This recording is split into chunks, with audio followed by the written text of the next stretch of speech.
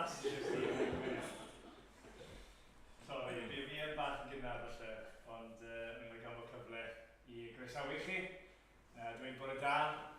Da ni allu bod y cyfle o'n nhw gweddio, byddwn ni'n trofi Duw yn agos ato ni, ac yw wedi eiri fe yn siarad yn ni wrth ni addoli bod yma croeso cynnes os chi'n ymweld â ni. Yn braf iawn gyda'r cwmni chi, gyda ni bore yma. A fe chi'n gweld Emyr yn arwen ni yn yr oedfa, ac fe fydd hefyd yn arwen ni pnawn am 5 o'r gloch os dyw e'n mynd. Cofiwch Emyr yn hefyd yn pregethu yn rheolchi pnawn yma hefyd. Felly'n gobeithio bod ni gyrraedd nhw ar 5 yn mwyn bod gyda ni hyn o hefyd pob enwyd ti ar un dydd Emyr. Cofiwch aros gyda ni am baned ar ôl roedfa yn y stafell gefen ac yna fydd ysgol Sul i'r plant ag oedolion yn gwarter i 12. Cwrdd gweddi fan hyn am gwarter i 8 nos Fawrth. Bydd braf iawn cael cyfle i weddio gyda'n gilydd eto nos Fawrth sy'n dod. Mae'r clybiau wedi dod ben, mae tymor ysgol yn gorffen di Gwener, ond i arfer sefyll yma, rhoi gwên mawr yn wynebu wrth feddwl am ddiwedd y tymor, ond nid mwyaf. Ond mi'n siŵr bod y plant a'r athrawon sy'n peth ni yn edrych mlaen i ddiwedd y tymor. A diolch yn fawr i'r rhai sydd wedi bod yn rhedeg, yn arwen ac yn helpu gyda'r clybiau yn ystod y flwyddyn yn gyffrwng i fawr y gwaith sydd yn cael ei wneud yn y clybiau yna. Cofiwch bod casgliad y mis yn mynd at waith Heledd Job a mae'n gyfle i roi trwy'r blwch yn y cefen neu siaradwch yr ian os chi'n dymuno roi. Ac yna, y sy'n nesaf os dwi'n mynd, bydd Emyr yn arwen yn y bore, bydd Aled Lewis gyda ni yn y prynhawn. Gadewch ni droi at Dduw mewn gweddi.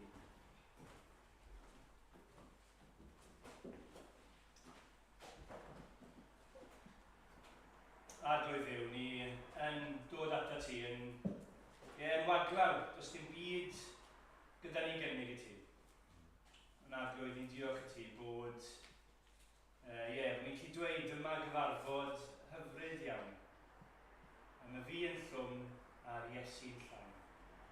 Yma fi yn dlawd heb feddi dim ac yntau'n rhoddi popeth hyn. O arglwydd, ni'n diolch i ti am y fath ras. Diolch i ti bod ti'n dymuno'n bendithio ni bore yma. O arglwydd, ni'n dod felly yn dibynnu llwyr arna ti a dy ddaioni di tuag ato ni. Ac arglwydd ni'n diolch ti allu fod yn sicr o ddaioni di tuag ato ni bore yma, gan bod ni'n gwybod bod Crist wedi rhoi ei hun ein mwyn ni, yn ein lle ni. O arglwydd ni'n gweddio, bod ni'n dod yn ostyngiedig, ond hefyd yn hyderus a dorsau'r dars. Gan ddisgwyl i wrtho ti. Arglwydd bydd gyda Emyr wrth fe yn harwen ni. Bydd gyda ni wrth ni wrando ag ymateb. O arglwydd ni'n gweddio ti roi Christian i wrando a chlonau i ymateb i ffair ti. Fel bod ti'n yn newid ni bod yn fwy tebyg yr arglwydd Iesu Grist. Bod ni'n rhoi llyged ni, yn hoedio'r llyged ni'n llwyr arno fi.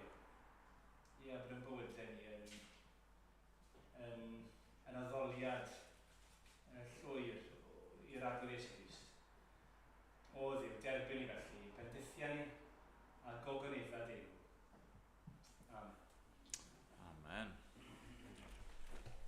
Amen. Diolch Rodri. Wel, nawr ni barhau i addoli trwy ganu gyda'n gilydd. Ni'n mynd i ganu rhif 30 yn yr atodiad. Iesu yw'r iôr. Mae'r gri yn atsain drwy'r greadigaeth. Ysblenydd nerth tragwyddol air ein craig. Ac yn yr ail bennill yn dweud hyn, Iesu yw'r iôr. Ei air sy'n cynnal y bydysawd. Hyn dewisodd ddiosg coron grym. Iesu mab dyn a olchodd draed a ddygodd feichiau a ddaeth yn felldydd ein cadw ni. O diolch iddo. Nawr ni sefyll i ganu mawl gyda'n gilydd.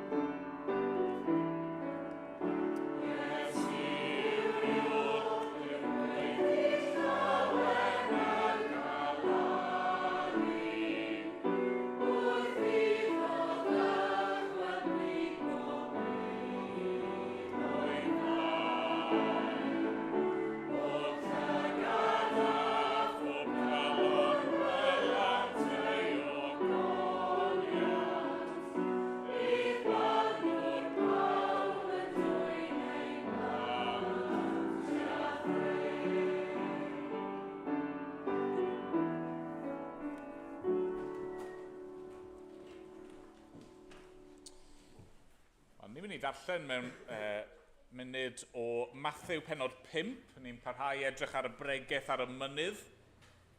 Ond ni'n mynd i edrych unwaith eto bore yma efo'n gilydd ar y gwynfydau. Ond cyn i fi ddarllen blant, fi'n siŵr bod llawer ohonoch chi yn hoffi llyfrau Mr Men a Little Miss. Ydych chi'n hoffi'r llyfrau Mr Men a Little Miss, ydych? Pa rai chi'n hoffi? Pwy yw'ch hoff un chi? Pwy chi'n hoffi? Beddig, o'n i'n gweld ti'n nodio bod ti'n hoffi'r Little Miss. Pwy ti'n hoffi? Ti'n mynd i weid? Pwy? Mr Bump. Fi'n hoffi Mr Bump, Drian. A dyfa'r bandages rownd yn does, a mae'n bump am, Trian bach, mae'n brifo hi'n ti'n hoffi Mr Bump, mae'n ddoniol. Pwy arall o'ch chi'n hoffi, neu plantyn, pa un o'ch chi'n hoffi pan o'ch chi'n iau? Mr Men a'r Little Miss. Mr Tickle. Beds yn hoffi Mr Tickle.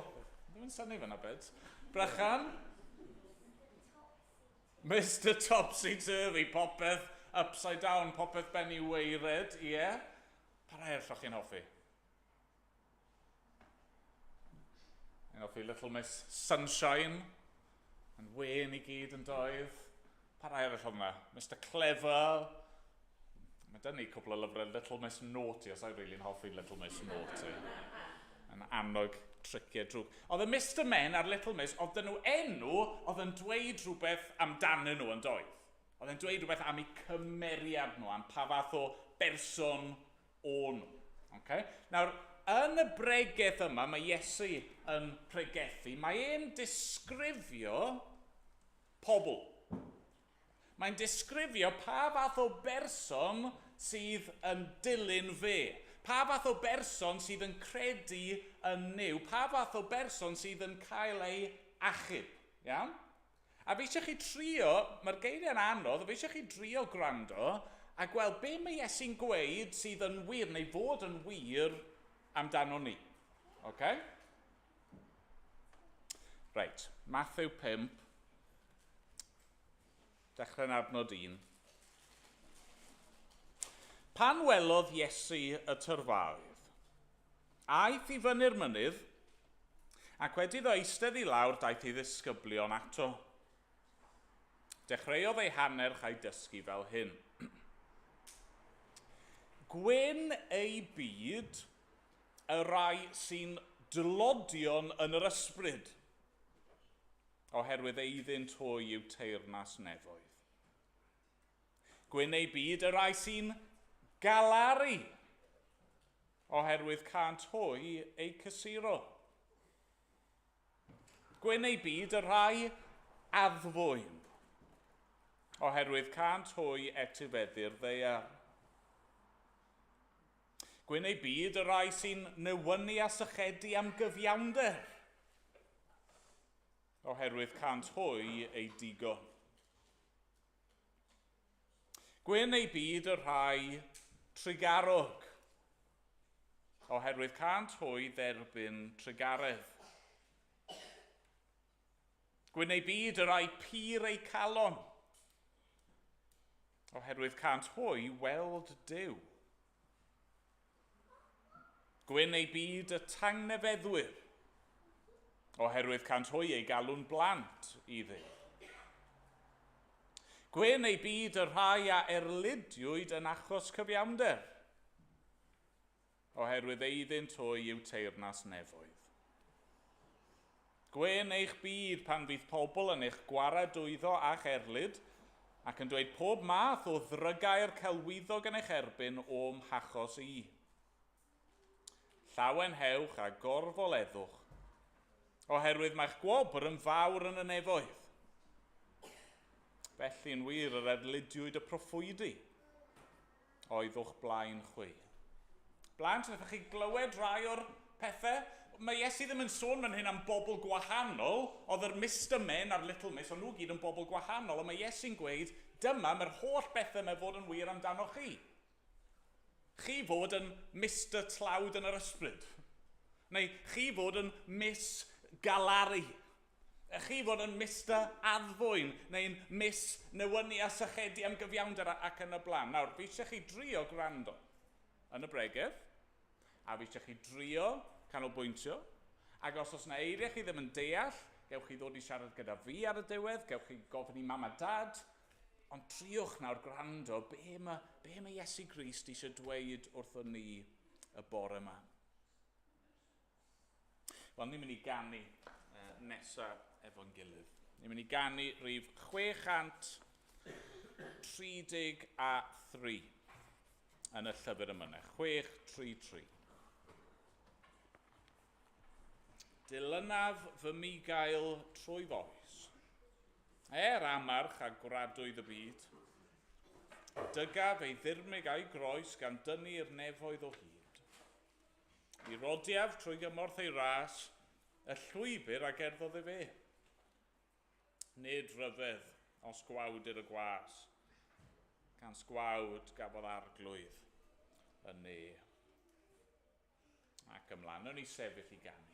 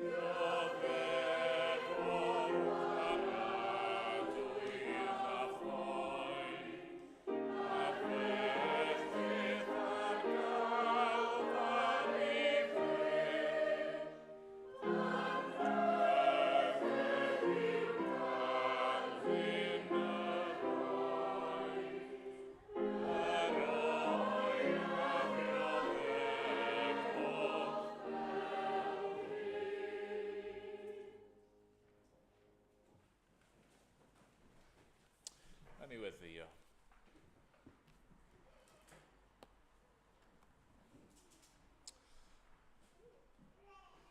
O arglwydd Endig, i ni'n troi at y ti nawr gan ddiolch i ti fod gennym ni waredwr. Diolch am yr arglwydd Iesu Grist, yr un yna sydd yn teyrnasu dros y cwbl, ac eto nath ddewis diosg ei goron, roi ei ogoniant i'r naill ochr fel petai a dod i'n byd ni. Yr arglwydd Iesu Grist, yr un a ddod i wynebu'r groes. Ac arglwydd i ni newydd ganu, ni newydd cael yn atgoffa o mor ofnadwy, mor ddychrynllyd oedd profiad yr arglwydd Iesu ar y groes. Dioddau gwaradwyd a phoen, ond yn dioddau melldydd, yn cael ei gosbi yn ein lle ni. Dioddau trosto ni, arglwydd, a ni'n diolch i ti am y fath gariad, Yn diolch fod gennym ni'r fath waredwr. Yn diolch fod e wedi llwyddo. Yn diolch fod ganddo fe bob hawl a heiddiant. Diolch fod e yn berffaith a ei fod e yn dda iawn yn dy olwg di, Arglwydd. Rwy ti'n ymhyfrydu ynddo fe a fe nath e roi fywyd i lawr dros rai fel ni. Dad, wrth i ni droi unwaith eto at y bregaeth ar y mynydd. Wrth i ni ddychmygu'r Arglwydd Iesu yn eistedd i lawr ac yn edrych allan ar yr disgyblion, yn edrych allan ar y tyrfaoedd yma, yn galw nhw i ddod ato fe ac i gredu ynddo fe, ond yn gwybod beth fydde hynny'n ei gostio fe. Beth fydde fe'n costio i achub pobl tlawd yn yr ysbryd? Be bydde fe'n ei gostio i achub y rai sydd yn galaru ac yn newynu a sychedu am gyfiawnder? Be bydde fe'n ei gostio i achub pobl fel ni sydd ddim yn addfwyn, sydd ddim yn drigarog, sydd ddim yn bir ein calon? Be bydde fe'n ei gostio? O, Arglwydd. Diolch fod yr Arglwydd Iesu ddim wedi dal nhw. Ddim wedi troi o'r llwybr oedd yn arwain at y groes. Ond na, fod e'n dod a fan hyn yn y bregaeth yma'n dangos beth rwy ti yn ei mynnu gennym ni. A beth i ni wedi methu ynddo. Ond Arglwydd, diolch fod yr Arglwydd Iesu wedi dod i'n digoni ni, i gwrdd â phob angen a diffyg sydd yno ni. Diolch fod yr Arglwydd Iesu wedi dod i roi ei hun i'r bore yma. A Dad, yn gweddi ni yw y byddwn ni yn clywed hyfryd lais yr Arglwydd Iesu Grist yn siarad â ni ac yn ymwneud â ni trwy dy air di y bore yma. Dad, ni'n diolch i ti am cyfarfod gaethon ni ddoi fel aelodau ac amser i dreulio amser efo'n gilydd. Ni'n dal i gyflwyno ein hunan fel eglwys a'n dyfodol ni i ddwylo di. Ni'n diolch i ti am yr tywydd braf ac eto, Arglwydd, ni'n gwybod fod yr tywydd yma yn gallu bod yn beryglus i rai a ni'n gweddio neu di warchod Arglwydd bod yn agos at bob un sydd yn dioddau ar hyn o bryd. Arglwydd, ni'n gweddio dros ein plant ni, ni'n gweddio dros ein ffrindiau a'n teuluoedd, ni'n gweddio dros efallai ein rieni oedrannus, ni'n gweddio dros ein holl gysylltiadau gwahanol ni ac yn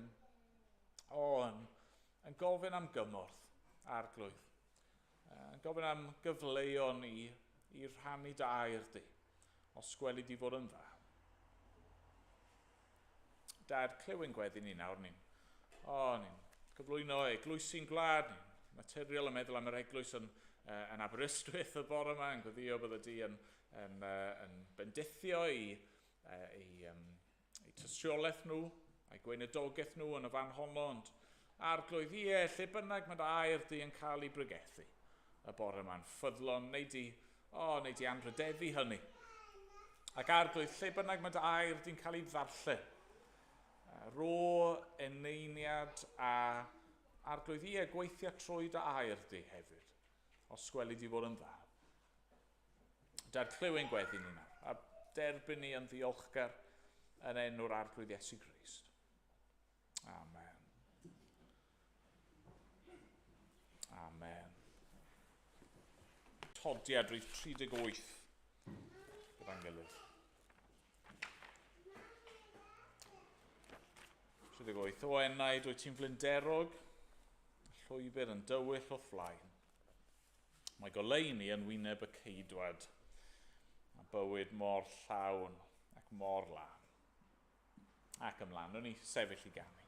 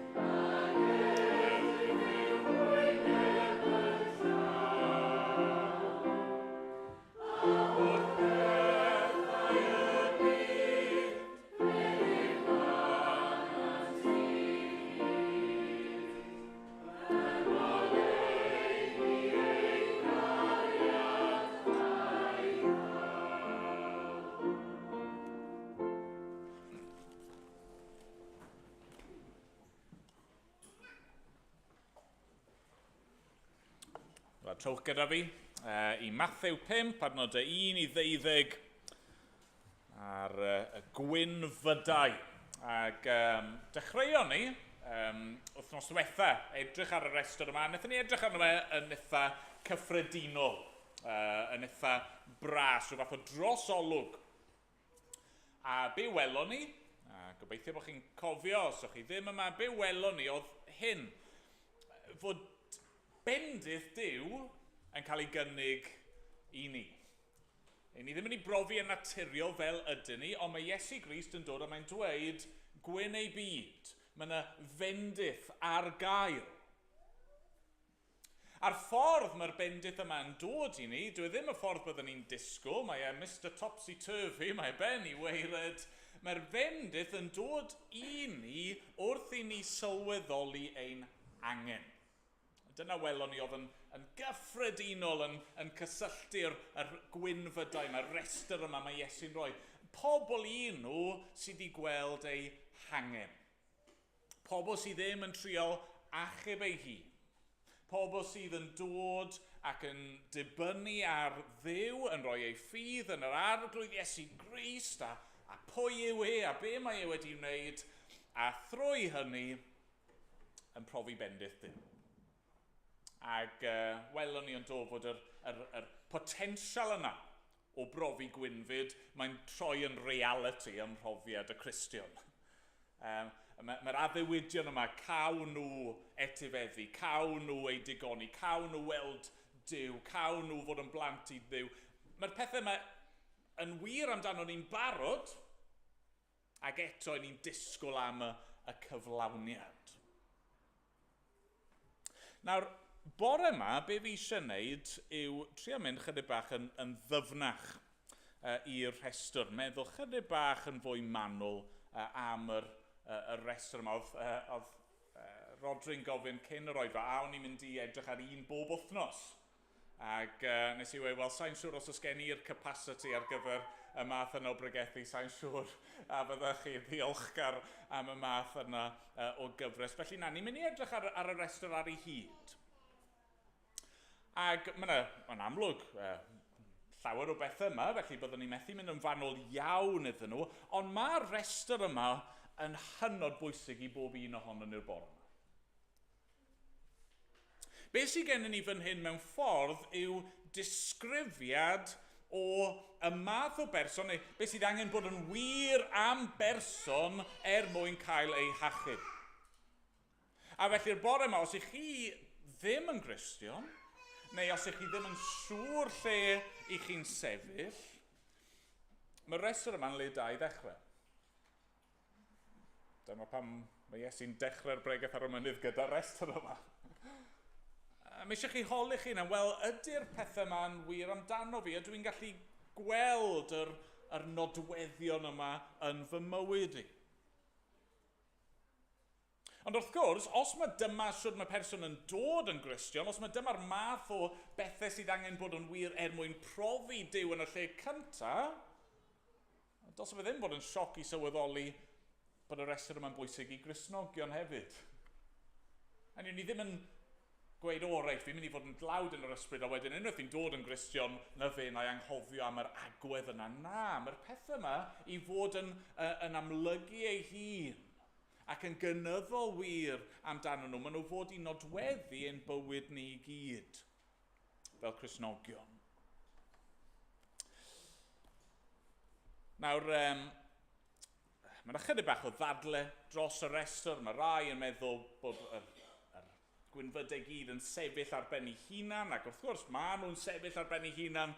Ac eto, pan ych chi'n edrych ac yn ystyried y peth, mae yna fel petai rhyw ddilyniant. Mae yna rhyw drefn yma. A felly be fi wedi trio wneud yw grwpio nhw mewn i 3 grŵp. Y grŵp cyntaf yw, os chi eisiau cadw nodiadau'r pennawd cyntaf, chwilio am Dduw. Chwilio am Dduw. Right? Iesu'n disgrifio pobl sydd yn chwilio am Dduw. Yr un cyntaf, gwyn ei byd y rai sy'n dlodion yn yr ysbryd. tlodion yn yr ysbryd. Ni gyd yn gwybod beth yw bod yn dlawd, yn ni? Mae Iesu'n defnyddio iaith bob dydd. Ni'n gwybod beth yw hi i fod heb rhywbeth. Person tlawd yw rhywun fel arfer, ni'n meddwl sydd heb arian, neu heb eiddo, neu heb yr hyn maen nhw ei angen. A ni'n deall hynny. Mae Iesu'n dweud, gwyn ei byd y tlodion yn yr ysbryd. Felly beth yw rhywun sy'n dlawd yn yr ysbryd? Wel, rhywun gostyngedig. Rhywun sydd yn gweld ei diffygion. Rhywun sydd yn dod yn ymwybodol fod yna rhywbeth ar goll. A dweud y gwir, allwn ni fynd yn bellach na hynny, rhywun sy'n sylweddoli ger bron Duw fod ganddyn nhw ddim byd. Y person sy'n dlawd yn yr ysbryd, maen nhw'n chwilio am Dduw achos maen nhw'n gwybod os ganddyn nhw ddim yr atebion ynddyn nhw eu hunain. Darlun oedd yn dod i'r meddwl wrth i fi baratoi oedd Oliver Twist. Oedd yn yr ffilm yn dod yn dydy a please sir, can I have some more? A'r plant yna yn dyfa, plant tlawd yn dibynnu ar yr bobl yma i ddarparu rhywbeth ar ei cyfer nhw. Please sir, can I have some more? A dyma'r ddarlun cyntaf mae Iesu'n dweud, mae eisiau ni fod yn dlawd yn yr ysbryd. Dim lle i falchder. Os ych chi eisiau fy nilyn ni, os ych chi eisiau profi bendith Duw, chi methu bod yn hunan ddibynnol. Chi methu meddwl bod gennych chi bopeth chi angen na, chi angen sylweddoli eich tlodi. A dyma'r cam cyntaf. Gweld yn tlodi. Ydych chi wedi gweld hynny? Ydych chi wedi sylweddoli a chydnabod bod chi ddim yn gallu cyfrannu unrhyw beth at eich iachawdwriaeth chi? Unrhyw beth.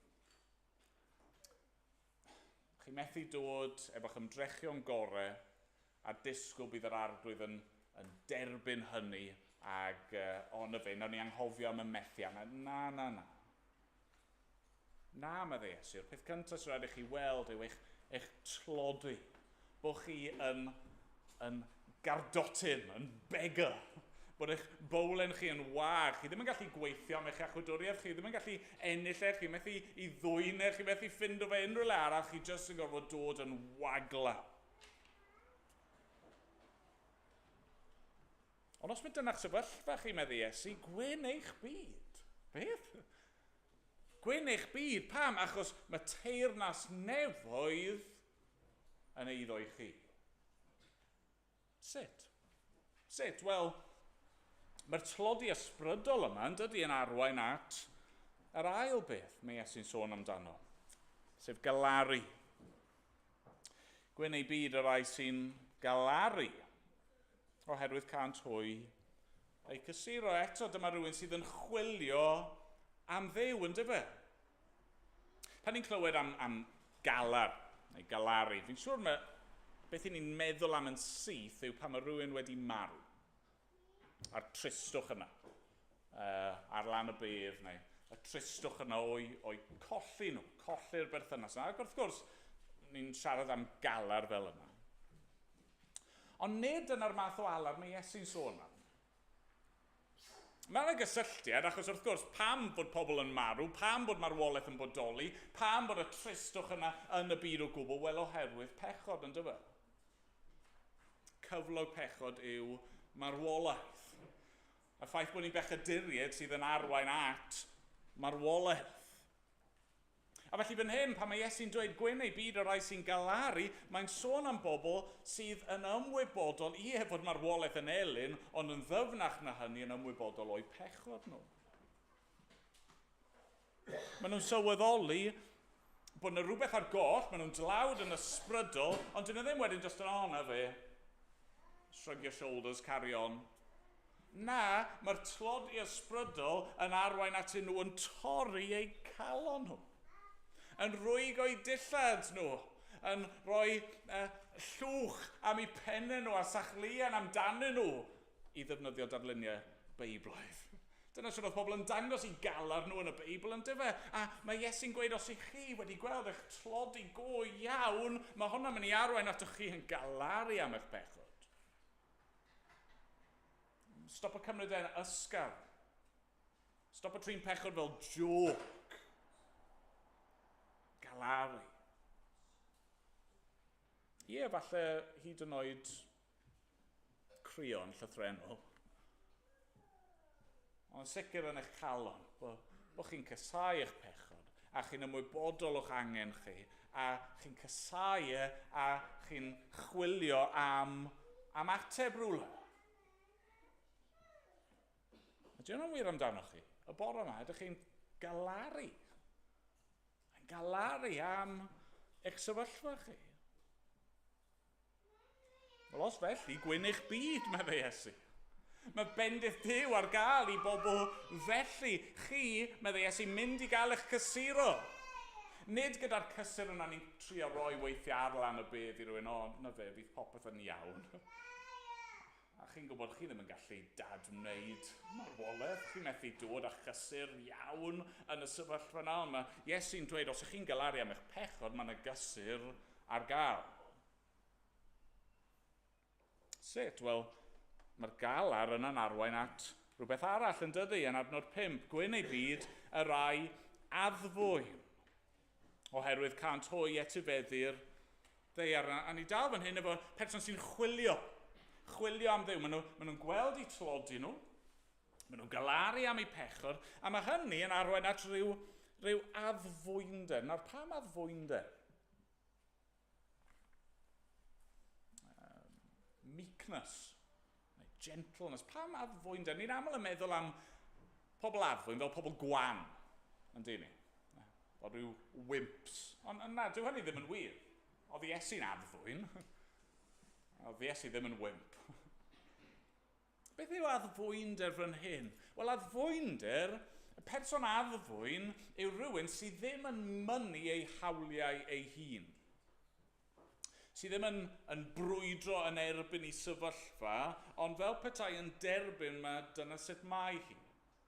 A beth bynnag maen nhw'n gorfod gwynebu, beth bynnag maen nhw'n gorfod dioddau wedyn, maen nhw yn barod i wynebu hynny, yn barod i dderbyn hynny, heb taro nôl, heb ceisio dial nag unrhyw beth fel yna. Dyna sut oedd Iesu, wrth gwrs, yn dyfa. Oedd ddim yn wan, oedd ddim yn wimp, oedd ganddo fe'r gallu ar awdurdod i alw byddin o angylion, ond mae'n derbyn sut mae pethau fod.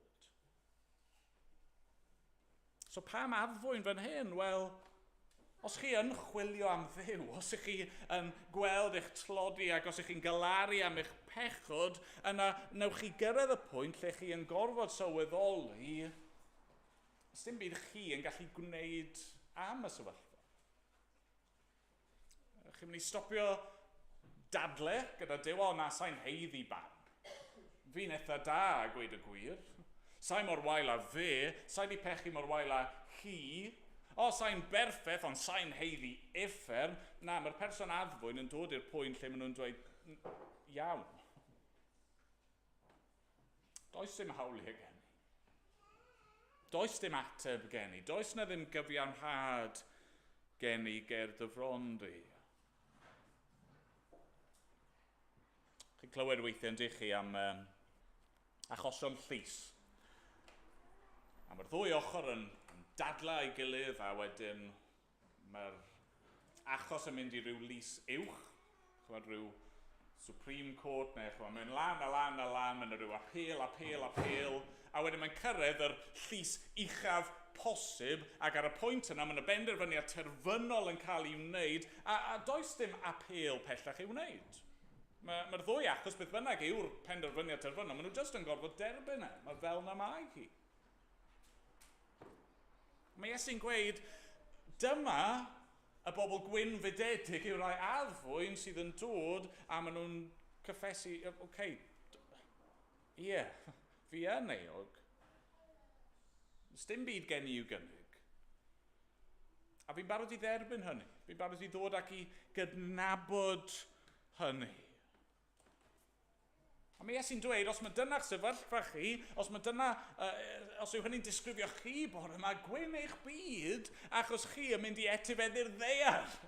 Mae Duw mynd i roi popeth i chi, y rai sy'n cynabod bod gennych chi'r hawl ar ddim.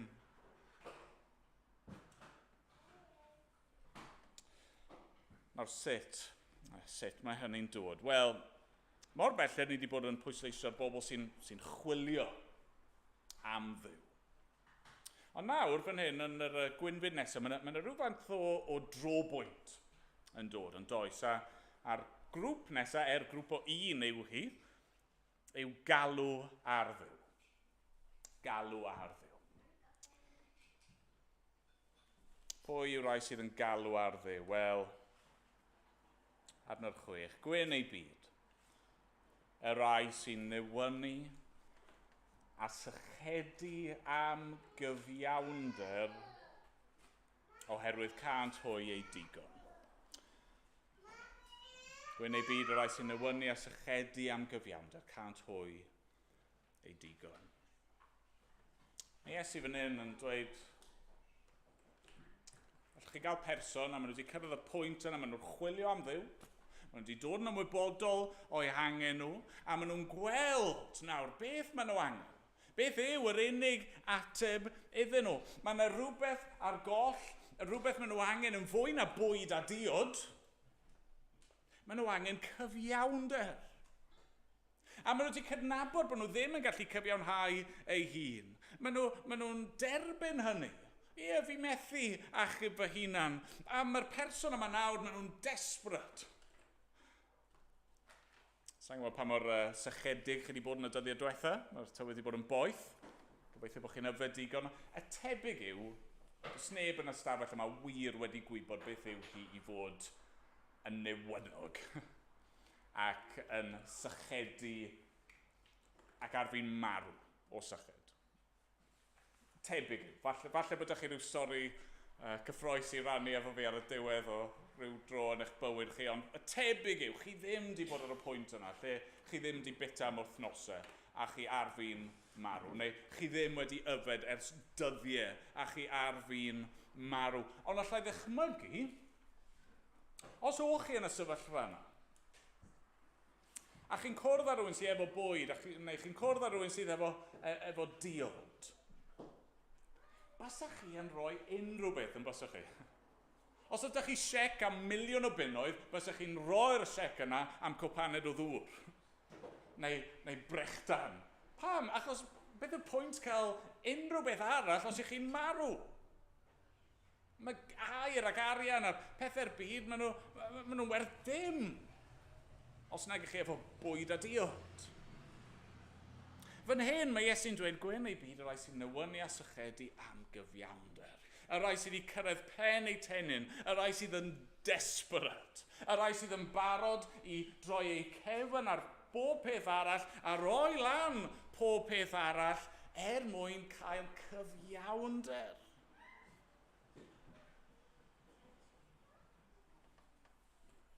Gwyn ei byd y rai sy'n newynu a sychedu am gyfiawnder. Cant hwy ei digon, meddai Iesu. I ni'n gallu cael ein digon. I ni'n gallu cael ein cyfiawnhau, meddai Iesu. Wrth gwrs, dwi ddim yn cael ei egluro i ni fan hyn, ond i ni'n gwybod sut yn dyn ni. Mae eisiau ni jyst i poso fan hyn am eiliad yn does i feddwl sŵd i ni'n cael ein cyfiawnhau. Wel, mae'r arglwydd Iesu Grist yn diodde, mae'n gweidi, mae'n marw, mae'n rhoi ei fywyd perffaith, cyfiawn i lawr, mwyn ein gwisgo ni a'i gyfiawnder e. Mae yn cael ei felltithio ar y groes. Mae'n cael ei gosbi am ein holl diffygion a'n methiannau, a'n camgymeriadau, ein pechod ni. A mae'n rhoi cyfiawnder llawn perffaith i ni. Cant hwy ei digon. Chymod pan chi wedi bod eisiau bwyd chydig bach, neu wedi bod eisiau diod ar ddiwrnod poeth, mae'n wych yn dydi, llenw'ch bo. Mae'n wych yfed gymaint a gallwch chi. A mae Iesu'n dweud, mae hyn ar gael. I rai sy'n galw ar Dduw, i rai sydd yn ymddiried ynddo fe, i rai sydd yn dod ac yn ei ddilyn chi yn gallu cael eich cyfiawnhau. Chi yn gallu bod yn dderbyniol ger bron Duw. I chi yn gallu clywed llais y tad yn dweud bod e'n ymhyfrydu yno chi. Gwyn eich byd, gwyn ein byd yn wir. Nawr o'r pwynt yma ymlaen felly, mae yna shifft arall yn digwydd.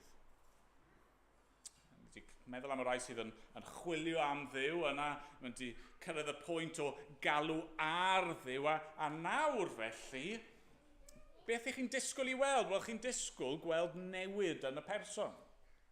Mae yna bethau newydd yn mynd i nodweddu ei bywyd nhw, a dyma nawr y trydydd grŵp. Y rai sy'n pwyso ar Dduw. Y rai sy'n pwyso ar Dduw. Beth sy'n wir am berson sydd wedi chwilio am Dduw, wedi galw ar Dduw, a wedi cael yr arglwydd ac yn pwyso arno fe? Wel, yn gyntaf y bydden nhw yn drigarog yn bydden nhw. Gwyn ei byd y rai trigarog oherwydd cant hwy dderbyn trigaredd. Mae'n naturiol yn dydi, mae'n gwneud sens.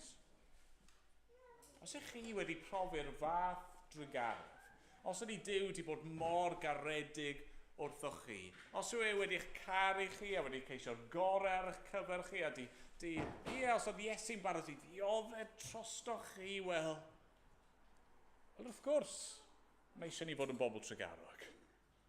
Wrth gwrs, dylsyn ni fod yn dymuno lleihau dioddefaint. Wrth gwrs, dylsyn ni fod yn trial achub a helpu pobl sydd yn gwynebu drygioni neu dioddefaint. Chi'n gweld, mae person sydd wedi cael ei achub yn mynd i edrych ar bobl eraill yn wahanol yn dydi. Os ych chi wedi cyrraedd y pwynt yma o weld eich tlodi eich hun a gweld eich pechod eich hun a gweld bod chi'n heiddi dim ger bron Duw a gweld nawr bod chi wedi cael eich achub trwy'r ras, chi ddim yn mynd i edrych ar rhywun arall ac edrych lawr arnyn nhw, ydych chi? Os chi'n sylweddoli, mae gras Duw yw'r cwbl. Bod chi ddim yn well na nhw. Chi ddim yn fwy heiddiannol na nhw. Chi'n gwybod y tywyllwch a'r brynt neu oedd yn eich calon chi cyn bod yr arglwydd yn eich cyfiawnhau chi. Sut gallwch chi ei barnu nhw? Na, chi'n mynd i dostyrio wrthyn nhw. Falle byddwch chi'n cywiro nhw ac yn pwyntio allan i bai nhw, pwyntio allan i hangen, ond chi yn mynd i drigarhau.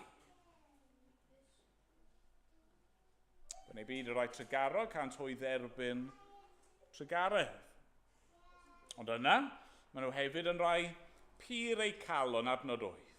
Gwyn ei byd y rai pur eu calon oherwydd cant hwy weld Duw. Be arall sy'n wir am rywun sy'n pwyso ar Dduw? Wel, maen nhw nawr yn bur eu calon.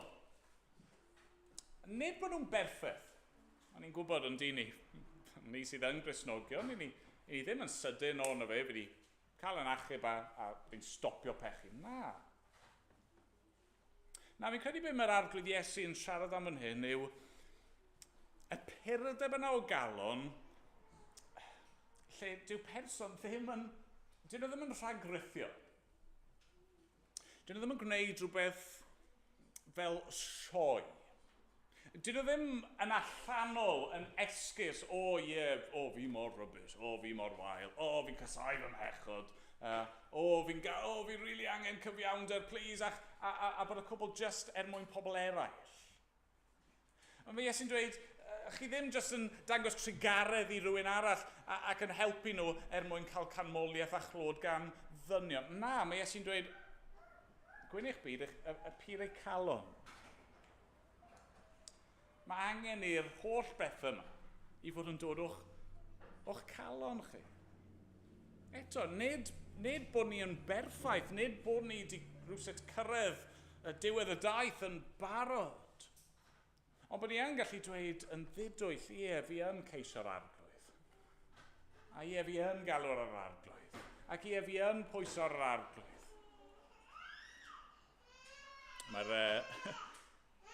Mae'r ceidwadwyr yn chwilio am arweinydd newydd yn dyn o'r foment. Yn siŵr bod chi wedi gweld hynny yn y newyddion. Ac un o'r pethau, mae'r ymgeiswyr yn gweud pob math o bethau gwahanol am be nawn nhw o ran treth a be nawn nhw o ran hyn a'r llall ag arall. Ond un peth maen nhw gyd yn pwysleisio. Chi wedi sylwi? Integrity. Gonestrwydd. Tybed pam bod nhw'n trio pwysleisio hynny. Ond maen nhw gyd eisiau i chi gredu bod nhw yn ddidwyll. Bod nhw'n dweud y pethau yma yn onest ac o'i calon nhw. A mae lan wedyn i'r ceidwadwyr i benderfynu pwy sydd yn dweud y gwir. Mae'r arglwydd Iesu Grist yn dweud amdano ni. Mae eisiau ni fod yn bir ein calon. Dylse pobl allu gweld amdano ni bod ni yn golygu'r pethau yma. Bod nhw'n dod o'n calon ni. Os nawn ni hynny, gwyn ein byd ni. Cant o'i weld Duw. Ie'r un sydd yn ceisio'r arglwydd yn ddidwyll fe geithef weld a mwynhau presenoldeb Duw. Beth arall mae eisiau ni rithro ymlaen? Tangnefeddwyr. Mae'r person sy'n pwyso ar Dduw, gwyn ei byd y tangnefeddwyr. Cant hwy ei galw'n blant i Dduw. Eto, bron a bod, ys dim eisiau esbonio hyn os e. Mae'n naturiol. Os i ni wedi profi heddwch Duw, os i ni wedi profi Duw yn cymodi ei hun gyda ni, wel wrth gwrs i ni mynd i fod eisiau heddwch. Mae gennym ni heddwch a Duw, ac i ni mynd eisiau rannu'r heddwch yna gydag eraill. Os i chi wedi gweld eich dyfnder eich angen chi a wedi profi Duw yn gweithio yn eich bywyd chi ddim yn eisiau cwmpo mas dy bobl. Chi ddim yn ei trial cael one-up ar bobl. Chi ddim yn ei trial ennill eich ffordd eich hun mewn bywyd nawr. Mas dim angen. Mas dim angen i fi frwydro i brofi fy hunan. Mas dim angen i fi frwydro mwyn ennill rhyw darn o dir neu dim eisiau fi ymladd dros bethau'r byd yma. Mae pethau'r byd yma yn dod i ben. Mae gen i drysor gwell na mae'r byd yma'n gallu ei gynnig. I fi, medda'r arglwydd Iesu, yn blentyn i Dduw. Mae gen i pob hawl, mae gen i'r statws yna sydd yn dod o fod yn blentyn i Dduw. Ac yna, yn ola, gwyn ei byd y rai a erlidiwyd yn achos cyfiawnder.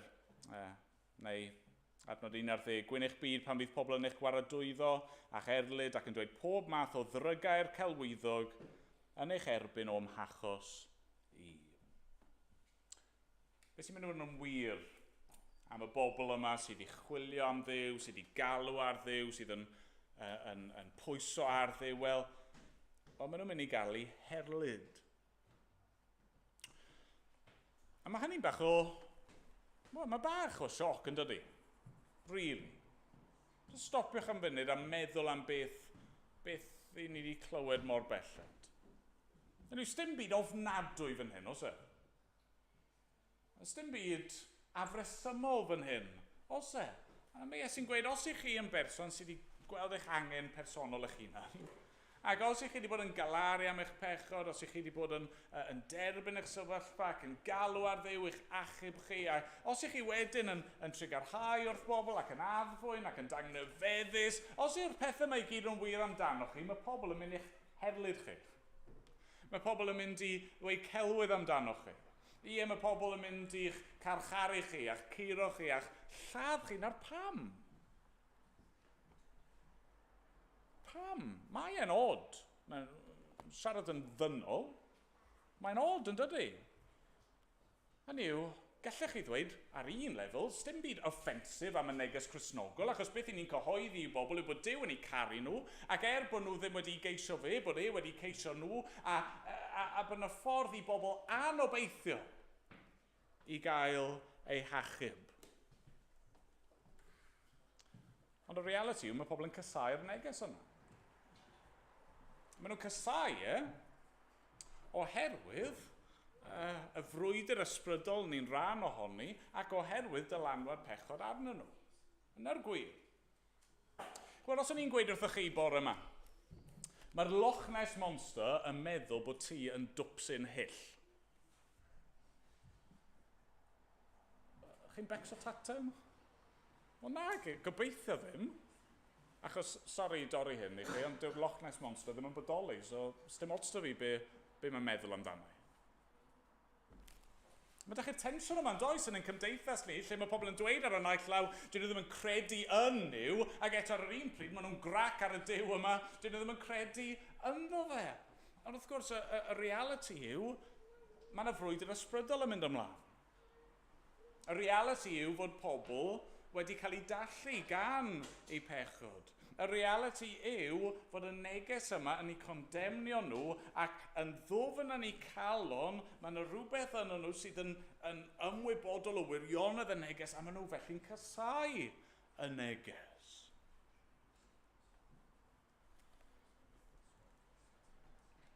Mae Iesu'n rybuddio ni fan hyn. Ie, gwyn ein byd, mae'n y fendith i'w brofi, ond os ych chi yn dilyn y llwybr yma, os ych chi yn gweld eich angen ac yr holl beth eraill i ni wedi gweld ar hyd y ffordd, mae pobl yn mynd i'ch casau chi. Mae pobl yn mynd i'ch erlyd chi. A mae eisiau ni fod yn barod i ddioddef a bod yn barod hyd yn oed i farw dros yr arglwydd, a chymod be, hyd yn oed os yw hynny'n digwydd, gallwn ni lawenhau a gorfoleddu oherwydd eiddo ni yw teyrnas nefoedd, a mae'n gwobr ni'n fawr yn y nefoedd.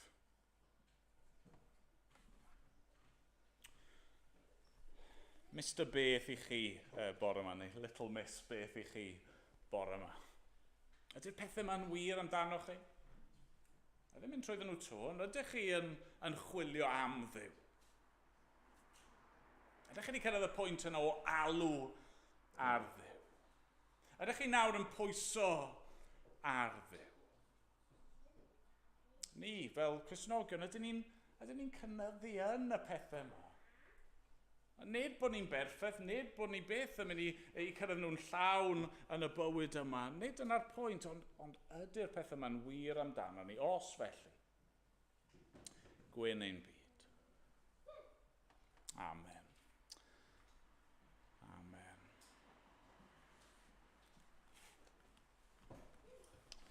Ni'n mynd i ganu i orffen o'r llyfr yma yna.